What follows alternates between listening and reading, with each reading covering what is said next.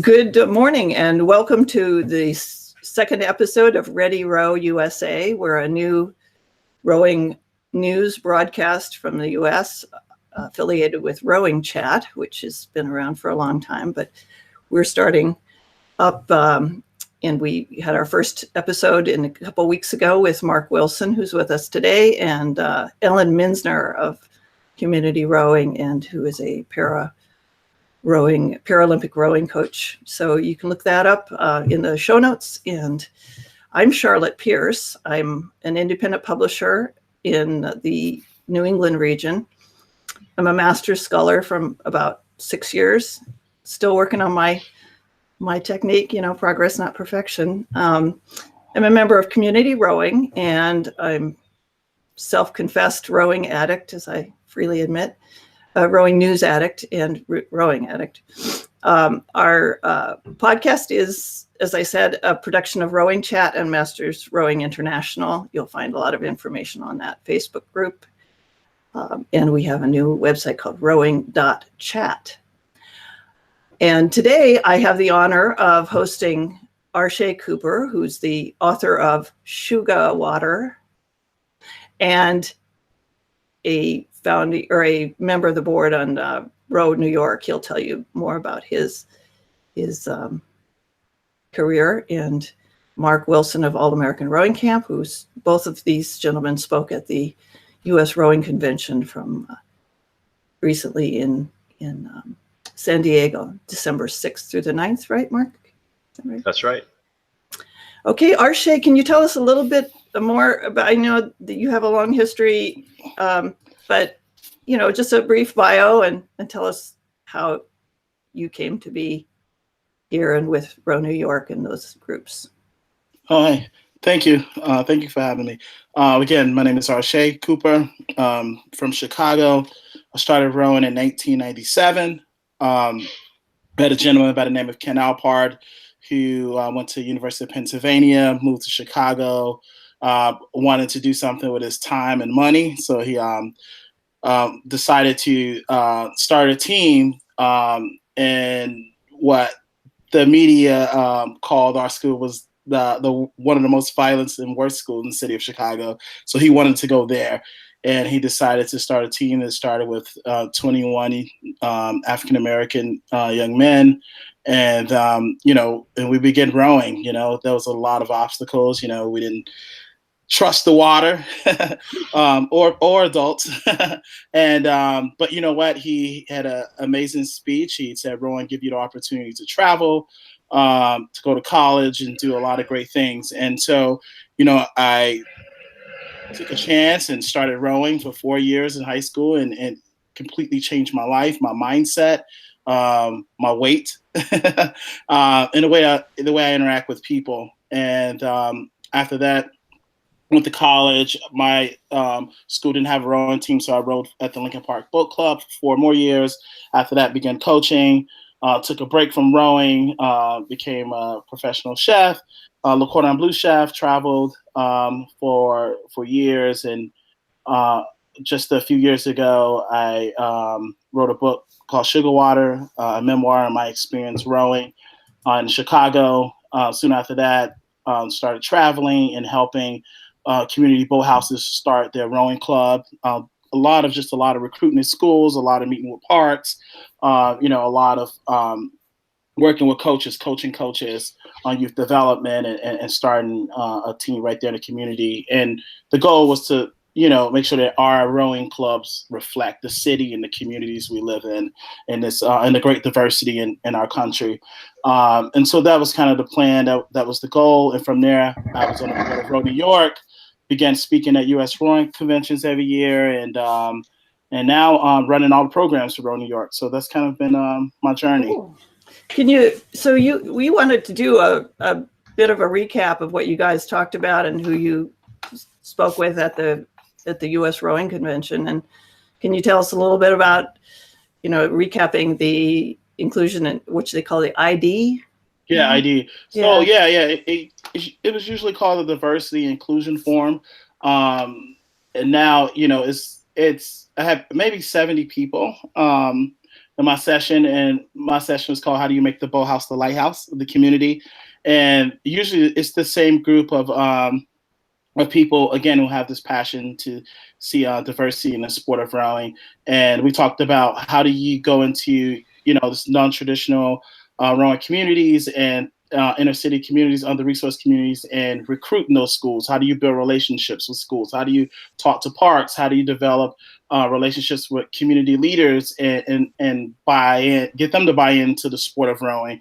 So the message was more on, recruiting, retention, fundraising, and how to build a boathouse that's inclusive to people with disabilities, veterans, young people in inner city communities, and for everyone. And how do you create that? And everyone pretty much been working towards that. And it's all been, just, knowing what you know best, telling stories of how rowing changed your life.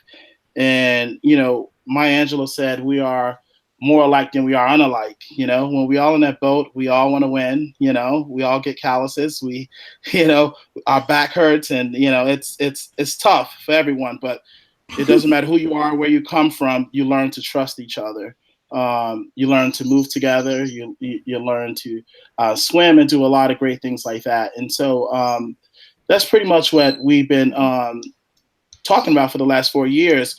But now, our CEO Patrick has really, really been a part of pushing diversity and inclusion in the sport of rowing.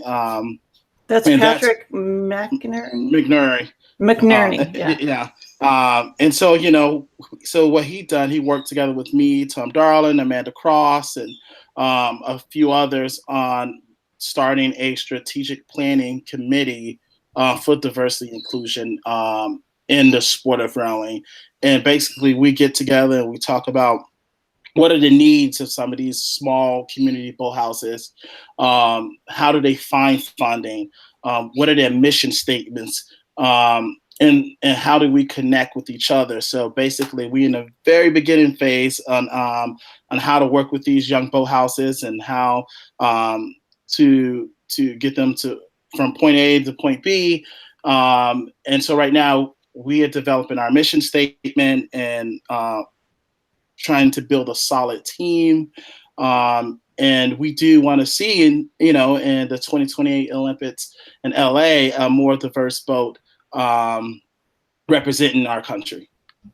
Well, and as being an elderly rower myself, do you consider like older masters rowers as part of the inclusion and diversity? Or of course. I think it's everyone. I would visit a college house, right? And they would say, "Hey, why don't you check out the diversity and inclusion building?" And when I look, it would be just like either all African Americans or all Hispanics. And I was like, okay, yeah, this is cool, but how do we get rowers involved? How do we get different people from different places involved? But yes, I do include you guys a part of the inclusion. That's private schools, that's schools in the inner city, that's veterans, there's masters, that's everyone being a part of the same picture. Well, it seems like with our club at Community Rowing, a lot of the masters rowers are like they're helping with Row Boston or the para rowing or the veterans, like it's a very interconnected thing, and we can support those, other individual inclusion programs too. Yeah, when I visited Pocock Foundation, the Renton Boathouse, and also Delta Sculling, and these youth programs that are just starting are really being pushed not only by the coaches, but the master's programs have a very big part of helping with fundraising and events. So working together has been amazing, has been a big plus to special youth programming, working together with the masters. Hey, that's really exciting. And do you think that, not to bring any negatives, but is there any pushback on this? Are people universally supportive of the focus on inclusion and diversity?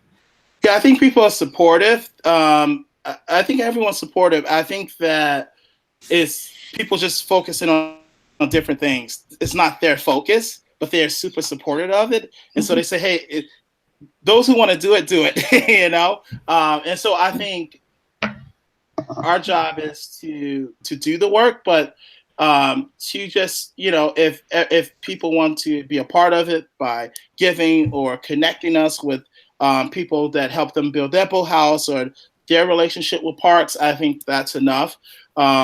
There is no pushback from what I heard, but I think, you know, it's more like, okay, let's do the work. Let's not talk about it. But to be honest, you know, for the last few years, I spent a lot of time traveling, visiting a ton of boathouses, and there are a couple of boathouses that been around for a long time in different cities. That's been mostly just kind of like masters rowers or you know, young people who started off rowing in college and kind of stuck around in those neighborhoods. And, you know, someone said, hey, let's get young people from other resource communities involved. And there's been pushback on that in certain cities. But, you know, and I will go and meet with those people and tell them how, it doing, adding diversity only makes the boathouse powerful. It draws more attention to the sport of rowing, and it opens, opportunities for athletes from all different places who don't have a shot of making the basketball team, but very athletic. Don't have a shot of being a part of the football team because there's only a certain amount of athletes that can be a part of the team. And they start to think about it, and some people are open, some people are not. But when it comes to USRowing and everyone that was there, I think everyone really was excited about seeing where our sport is headed and where our focus is at. Right. I know that I'm inspired by, like our para rowing, if they can get out there at 5:30 in the morning, certainly I can, So Mark, did you have any feedback on what you observed on Arshay's track at the USRowing convention? I mean, can you tell us a little bit about your brief bio? Yeah, thank you, Charlotte, and thanks, Arshay. It is really exciting to be part of USRowing right now, and both Arshay and I are a little bit on the fringe, but we're certainly moving. We're moving things along and making note of what's going on. And I think to follow up with Arshay's comments about inclusion and diversity is really the way the sport itself is changing right now and needing to change. I think from what we've learned at the USRowing convention from Patrick McNerny, the CEO of USRowing, and other presenters and other people that I talked with personally, and I know Arshay did as well, is that the sport is changing. We're not just going to be like we have been over the last 100 years. Patrick talked numerous times about rowing as a sport, the traditional sport. It's been involved with every modern Olympics in history, but the venue is going to change. The 2,000-meter distance is going to change. The sport itself is going to change, and I equate it, the way I see it, is very similar to the way bicycling is going or swimming is going. Not only do we have this indoor swimming now with the traditional events like the 200-meter freestyle, but now we've got triathlons, and we've got the open water swim, and in sailing we've got all these different events, and in bicycling we have different events. It's not just the velodrome anymore. So rowing has got to change as well, and I think that's one of the things that is exciting about the inclusion diversity, not only in the who, but also the how and the what. So now, instead of only having a 2,000-meter race that is an option, and now you can get more people, more diverse athletes, not just diverse people, but diverse athletes involved with indoor rowing, which is we're going to have a national championships in 2019 for indoor rowing, which you don't have to be the stereotypical model athlete to be on an erg. You can be a little different. It's okay. And then the coastal rowing, which is another big focus for USRowing and for FISA, also will develop different body types and different people and different backgrounds, which is also very exciting. So I think the things that Arshay was just talking about expanding the boathouse, changing the way the boathouse looks, is going to be transcribed now as we go into these other activities. It's still rowing. We're still facing backwards. Most of the time, we still have 2 oars in our hands. You know, with the coastal rowing, it's going to be a single, a double, and a quad. But and the indoor rowing is just different, which is great. So I think those are really exciting things. I just read Arshay's book, Sugar Water, and that was one of the quotes, or maybe it was in your talk, the award that you got. You're always facing backward, but you're looking, or you learn from facing. What was the quote? Oh yeah, I said in rowing, we row forward by looking in the opposite direction. I learned it's okay to look back as long as you keep moving forward. Yeah, I completely 100% agree with that mentality. I think that's really funny that you say that, because that was the quote of my family Christmas card that I just wrote a couple of weeks ago, was always moving forward. And I think that's one of the things that's really, really important with our sport. And if we don't look forward, if we don't see how change can be a beneficial aspect to our sport, we're going to be left behind, because everybody knows if you're not changing, you're falling behind. And so I think that's really exciting with the whole coastal bit that's coming forward. And personally, I would rather see people on the water. And I hope that the indoor initiative brings people to the water. And I think Arshay would probably agree with that as well. Indoor rowing's fun. It can be all, about the competition, see how deep you can dig physically and mentally. But there's nothing better than being out on the water, right? So I think that's really important. Which is why I'm coming to your rowing camp this January. So we appreciate that. We'd love to see other people come down to our site in Florida in the winter time or other times. But let me give you just a couple of tidbits of details on the coastal bit if we have time. Yes. And just to let you know, around the country, there's a group of about 21 people who have joined this coastal initiative, and they're scheduled events for Boston, San Francisco or the Bay Area, Seattle, Chicago, Arshay's hometown, and also Sarasota, Florida. All those events will happen in the 2019 calendar year, and how big it gets is really up to US Rowing, and also to the venues, and also to the way people kind of embrace this new opportunity to be out on the water.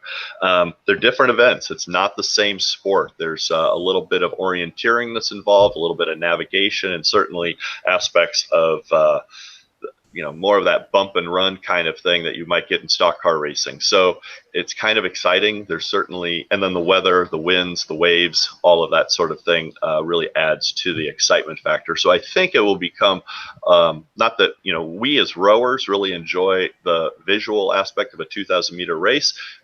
We know what's going on, but for the layman who happens to watch rowing every 4 years on the Olympic schedule, there'll be something a little more exciting to watch in the coastal aspect, especially now with drones and overhead video and so on.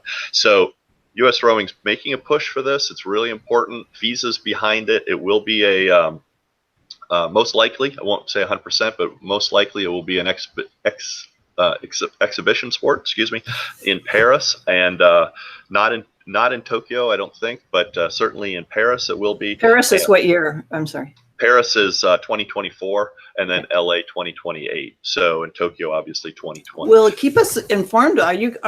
Sounds like you're getting pretty involved in this. Do you have a boat down there in Florida? Or? I've got a boat in Florida. Teach people how to row, and that's the other thing that's neat about the inclusion side of things, and this opportunity for coastal is that the boats are they're awesome to teach people how to row in. So the opportunity to just grab somebody off the street, put them into a coastal single, they can be rowing, especially if they've had a little bit of erging or a little bit of indoor rowing instruction, they can be rowing in 15 minutes. And as I remember Lake Beresford, it looked about like that, coastal rowing. Sometimes, I think any water, but one of the things they're talking about is in Chicago would be then going into Lake Michigan. So instead of on the river, you'd be having a real coastal event on an inland sea, right, Arshay? Yeah. You've seen it, I'm sure. I have plenty of times where it's like the ocean. So, it's not the wreck of the Edmund Fitzgerald or something. No, we're hoping not, right? that would be the wrong message. But I've been pretty exciting. I've been a little more aware of coastal rowing since we talked the last time, and I joined this Facebook group. The Scottish, it's hysterical. They're so funny, but they're way into it. You know, We in the U.S. have really been stuck in the tradition. And I think that is something that is changing with Patrick's message. I think that's really important for people like Arshay and others that are out there, seeing that rowing again has to change to stay relevant. We have to stay relevant in our international forum. So I think that there's a lot to do.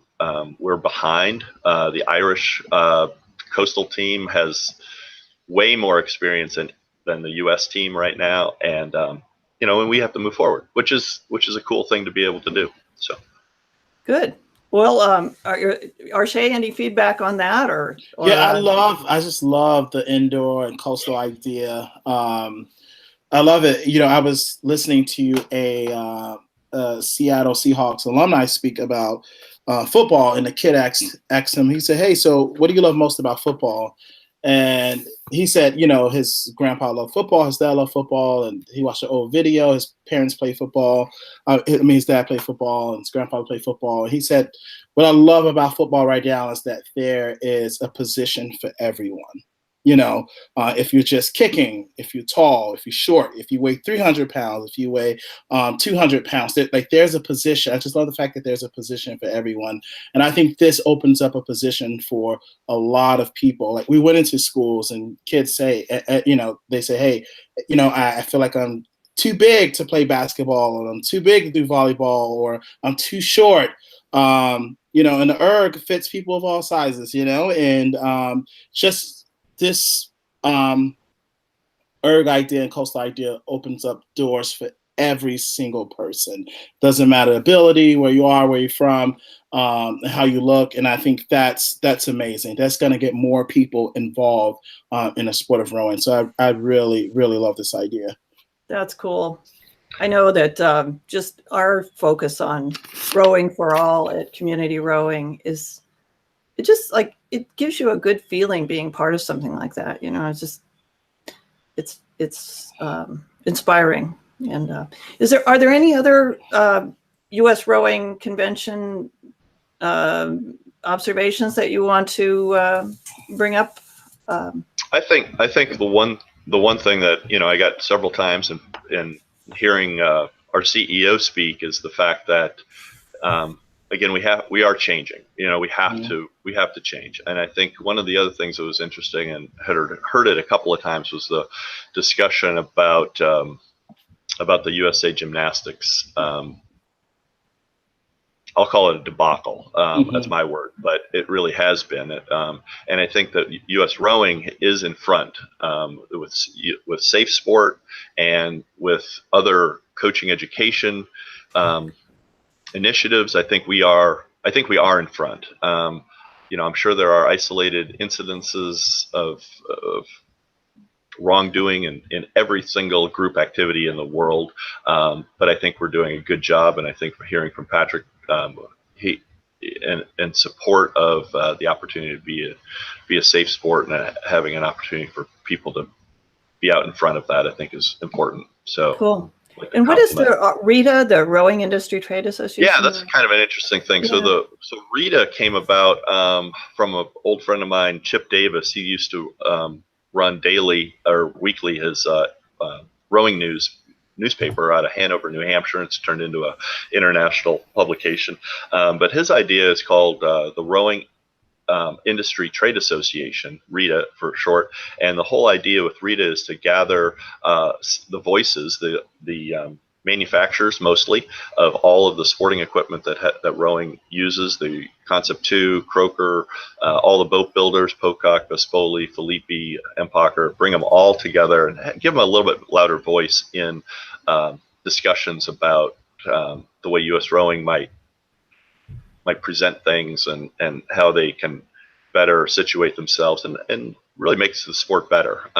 So that was kind of an interesting little thing. And we'll be hearing more about that organization as they formalize and create a governance organization and so on. But that was brand new coming out this week. Arshay, any final words on the convention? Oh no, just that, I'm excited for next year. I think the momentum was great. There was a lot of laughs, a lot of smiling faces. We got direction, and I think we got some vision, and there was a mission that our CEO set before us. And I think now that we all see that and we hear it and we heard it with a lot of passion, that we can race towards something. And I'm excited to be a part of that and to make things happen. So I will tell people, do not miss out on convention next year. Be a part of it, sit in those sessions, pay for it. It's a great investment. Awesome. And tell us as we wrap up, what like the 3 things that are coming up for you, exciting things, and how people can reach you if you will. Okay. If you're acceptable to. Oh yeah. So what's exciting is that we have these waterside chats every month, hosted by me and Amanda in Row, New York, where we have now people calling all over the country, and we basically work with you on how to start your boat house, how to recruit, how to keep your young people, and how to be a part of the rowing community. So that's pretty cool. Second thing is I'm working with Mary Mazzio, who is a 92 Olympian, who's doing a documentary on the sugar water story, which is exciting. We have Dwayne Wade involved, Grant Hill. We have some pretty good people that want to be a part of that. We were just in Chicago last week, visiting my high school, going through all the different locations in Chicago. So we started production in the next couple months, so I'm pretty excited about that.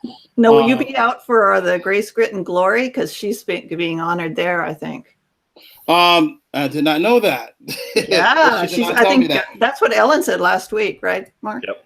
Yeah. Oh wow, yeah. So she's a happening person. That's pretty cool. Wow, that's awesome. Yeah, so I gotta. So how can people reach you? You can reach me at www.arshaykooper.com. Learn more about what I do, where I'm at, and and how I can help you. I'm all about making sure that the sport of rowing is everywhere. So just reach out to me. I'm there to help, and I would love to see how I can check out what Mark is doing. Mark, where are you in Florida? Where are you? Yeah, so thanks for asking, Arshay. I'm in DeLand, Florida, and I own All American Rowing Camp. And I think we're kind of this ambassador or evangelical kind of setup, like you are, Arshay. All we want to do is have people row better, Yeah. So enjoying the sport, whether it be in a single or a quad or a coastal boat, whatever, just to row safely and enjoy the time outside. So All American Rowing Camp is what I do. I also work for AccuDock, which is a floating dock company, and we support rowing programs and clubs all around the world as well. Currently working with a club in England on a big project, and behind me are a couple pictures from the Olympics and Rio and stuff. And we're a good organization as well. So that's kind of what I do. Floating docks and then floating boats. So good. Your Mark at allamericanrowingcamp.com. That's correct. Yep. Yeah. Thank you, Charlotte. Well, thank you both. I mean, I'm just really enjoying these talks, and I hope we can have you both on regularly. And I think we're thinking about doing about every 2 weeks a session. So keep the ideas coming. If you're listening, please. Send us in topics, send us your club news. If you have a club and you're having a fundraiser or something like that, we can put that in our show notes and, get some attention for your club. And we want to help promote rowing in all its forms. It's just a personal note. I'm the publisher, and I am looking for manuscripts in the field of alternative education, which is a wide area. So it could be coaching, it could be innovative ways to internalize that perfect rowing stroke. So I'm looking, I just wanted to put that out there. I'm actively seeking manuscripts for books in that area. And I'd wanted to remind everyone that Ready Row USA is the name of this podcast. We are part of the Rowing Chat Network, and the almost 5,000 member Masters Rowing International group on Facebook. the producer of Rowing Chat, Rebecca Caro, has just sold her interest in Row Perfect, but continues to be involved with that group. So if you'd like to subscribe, you can visit the show notes and send us a message, or just subscribe on YouTube, Stitcher, or SoundCloud. And I think in an upcoming show, I'm going to be talking with the busy shop engineer at Community Rowing, Andy Krumpholt, who he has some great stories of these spectacular crashes and so forth that happen at the head of the Charles. They fixed a few of them. Like I think the one university backed into a loading dock and crushed the bow. So we have to do that in a day, fix it in a day. Anyway, so we're going to do that along with kind of a gadget roundup. So, useful gear that helps you with rowing. So anyway, rowing.chat, All American Rowing Camp, and ArshayCooper.com or .org. Is it ArshayCooper.com? Yeah.